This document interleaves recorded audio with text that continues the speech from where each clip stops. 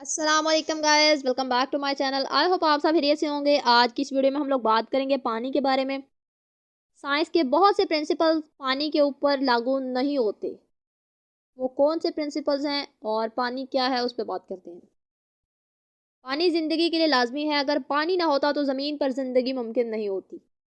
پانی دراصل دو گیسز کا مجموعہ ہے، آکسیجن اور ہائیڈروجن کا۔ پانی کے ایک مالیکیول میں دو ایٹمز ہائیڈروجن اور ایک ایٹم آکسیجن کا ہوتا ہے۔ یہ تو ہوا پانی کا سائنسی فارمولا، لیکن در حقیقت پانی میں محض یہی دو پارٹیکلز موجود نہیں ہوتے، بلکہ کئی کمپلیکس کیمیکل کمپاؤنڈز اور دیگر گیسز بھی شامل ہوتی ہیں، جن میں کاربن ڈائی آکسائڈ، امونیا، سلفر ڈائی آکسائڈ اور دیگر گیسز شامل ہیں۔ پانی کا جو مولیکولر فارمولا ہے، اس کے مطابق پانی کو مائع حالت میں ہونے کے بجائے ٹھوس حالت میں ہونا چاہیے۔ یہ بڑی عجیب بات ہے کہ یہ ٹھوس شکل میں یعنی برف کی صورت میں پانی پر تیرتا رہتا ہے۔ اگر برف کے بجائے کوئی اور ٹھوس مادہ ہوتا تو معاملہ اس کے برعکس ہوتا، یعنی پانی پر تیرنے کے بجائے پانی میں ڈوب جاتا۔ ہو سکتا ہے کہ دنیا کے تمام سمندروں میں پہلے پانی کی بجائے برف ہو اور برف کے اوپر معمولی تہ پانی کی ہو، بعد میں یہ برف سورج کی شعاعوں سے پگھل کر پانی بن گئی ہو۔ پانی ہر چیز میں زنگ لگا دیتا ہے۔ اگر کئی ماہ تک سٹیل کو پانی میں ڈال کے چھوڑ دیا جائے تو سٹیل میں بھی زنگ لگ جائے گا اور رفتہ رفتہ وہ ختم ہو جائے گا۔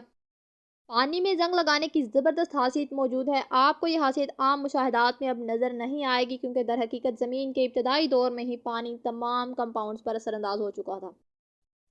لوہا اب ہمیں خام حالت میں زنگ آلود ملتا ہے اور ہم اسے اپنے استعمال میں لانے کے لیے، مثلا کاریں، مشینیں، جہاز وغیرہ بنانے کے لیے صاف کر کے دوبارہ دھات کی شکل میں لاتے ہیں اور پھر استعمال کرتے ہیں۔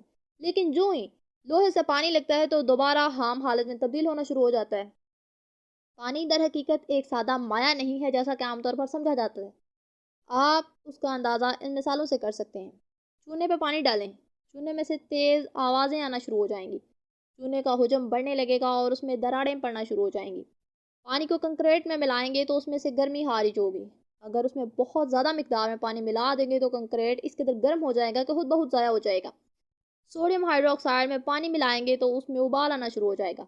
پانی میں حیرت انگیز طور پر سطحی تناؤ بلندی کی جانب ہوتا ہے۔ یہی وجہ ہے کہ گلاس میں پانی بھر کر پانی کے اوپر آپ سوئی تیرا سکتے ہیں۔ حقیقت یہ ہے کہ پانی کا وجود اس لیے باقی ہے کہ اس پر سائنس کے بہت سے اصولوں کا اطلاق نہیں ہوتا۔